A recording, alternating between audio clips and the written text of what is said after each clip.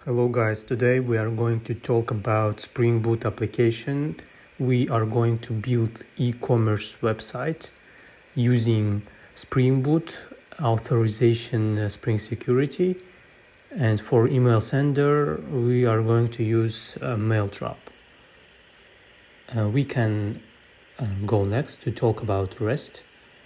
REST API is kind of a list of URLs in your server, in your internet, and with those endpoints, with those URLs, you can make some operation in your server.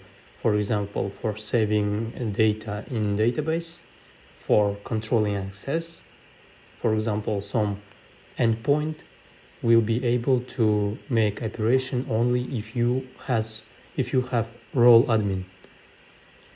In this course, we will build e-commerce with CRUD, that stands for create, read, update, delete. After that, we will make role control, some basic security, and email sender. Admin can create, edit, or delete products, like in WordPress, for example. In WordPress, we have admin dashboard, and in this admin dashboard, we can control everything that admin is able to do. So, user can get all products, write reviews. For example, it's like comments, add products to cart, and create order out of the cart. So after he will create order, he will get a message in email about this order, and that's pretty much it.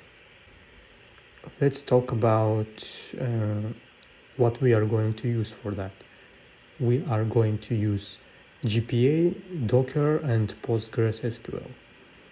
For security, we are going to use GWT, which means JSON Web Token. It is the best choice for you because you are a beginner. And after that, we are going to use Mailtrap for sending emails because it provides a free version of it for testing. So next, we are going to use Lombok for avoiding boiler code. After that, we are going to use Mapper, which help us to avoid boiler code also. Here is the example of a mapper. Here we have DTO, which means a data transfer object. With this mapper, we can convert it to entity. Also, entity can be converted to DTO also. So DTO will be used by user. He will receive DTO and he will send it to server. After that, with using mapper, we can convert it to entity so that our GPA can work with it and save it in database. So entity will be used in our server and DTO is going to be used by user. He will receive it, he will send it with a body, and that's pretty much it.